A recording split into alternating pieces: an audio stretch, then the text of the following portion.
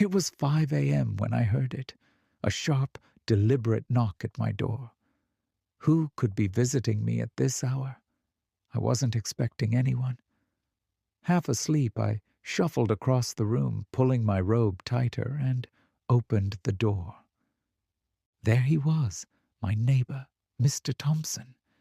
His face was unusually tense, his eyes darting around like he was hiding something. Normally, he was the kind of man who greeted you with a friendly wave and a warm smile. But now, he looked different. "Don't go in today," he whispered urgently, barely above a breath. I blinked. "Excuse me?" I asked, confused and still groggy. "Trust me," he said, his voice low, almost panicked. "Whatever you were planning, cancel it. Just stay home." I laughed nervously. Maybe he'd had a nightmare or was overly worried about something trivial. "Thanks, I guess, but I have to work. I can't just—" He cut me off, shaking his head. "No, really.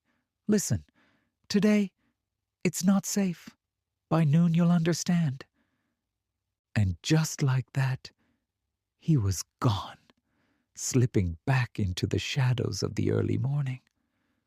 I closed the door, heart pounding, trying to convince myself it was nothing.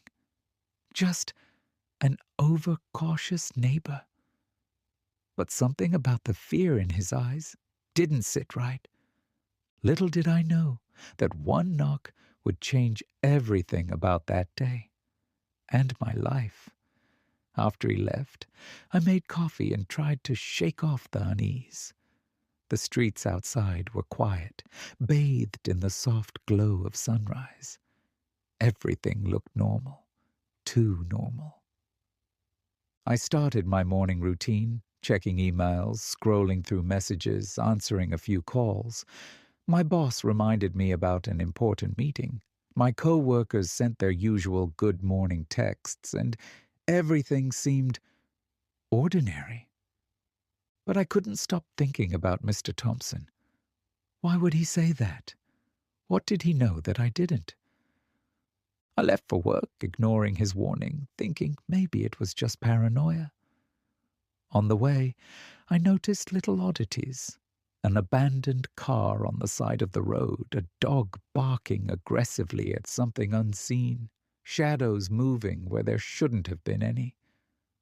By the time I reached my office, a gnawing sense of anxiety had settled in my chest. The day was supposed to start normally, but I couldn't shake the feeling that someone was watching. And then I saw it.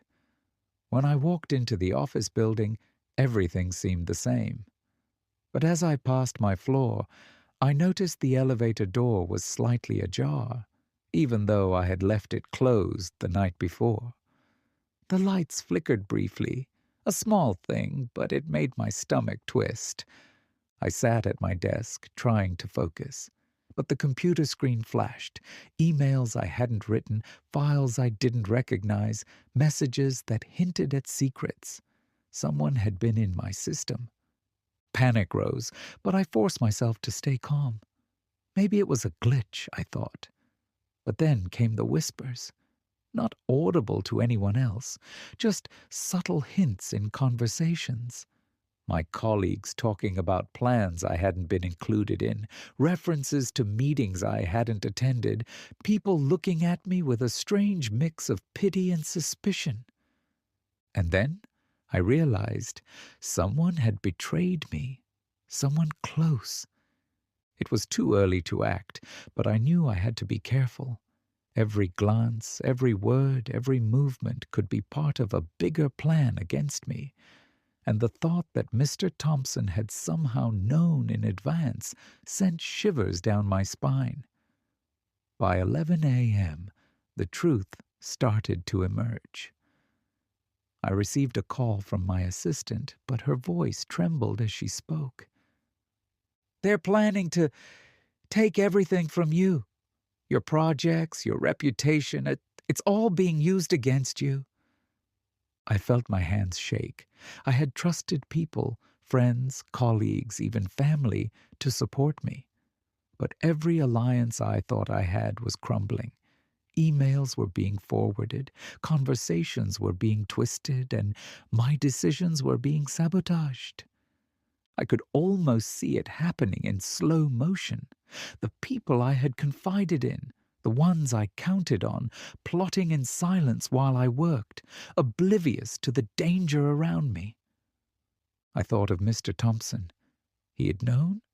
Somehow he had seen what I couldn't, and his early warning wasn't just about a bad day, it was about survival. By noon, the pieces fell together. I understood the scale of the betrayal, and I realized for the first time that I had to fight back, not with anger, not recklessly, but smartly. I spent the next hours in quiet observation. Every email, every conversation, every movement of those betraying me was catalogued. I didn't want revenge that would destroy me. I wanted exposure. I wanted justice. I thought about the lessons I had ignored: trust, intuition, patience. Mr. Thompson's knock at 5 a.m. had been a warning, but it was also a lesson. Sometimes the right move isn't immediate action. It's preparation. I set traps in subtle ways, files that could reveal inconsistencies, careful questions in meetings, monitoring responses. Each step was calculated, designed to bring hidden truths to light without drawing suspicion. And all the while I replayed the morning over and over. The knock, his words, the tension in his eyes. He had given me a gift, the chance to see betrayal before it fully struck. By late afternoon, I had enough evidence. I confronted my colleagues one by one, not with fury, but with clarity. "You've been twisting everything I trusted you with," I said to one.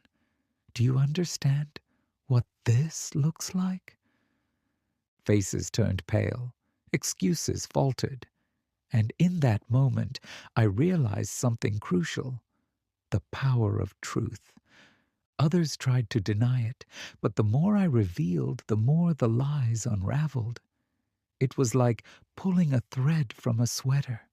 The whole fabric of deception came apart. And yet, the one person I still couldn't confront directly was the mastermind behind it all. But I was closing in. By evening, the plan came together. I called a meeting, ensuring everyone was present, including the one I suspected of orchestrating the betrayal. As I laid out the evidence, documents, messages, recordings, the room fell silent. Eyes widened, murmurs started, but I held their attention. Every piece exposed a calculated act of deception, every lie laid bare. And then, finally, I looked directly at the person who had almost destroyed everything. "You thought you could manipulate me, control me, and I wouldn't see it," I said calmly.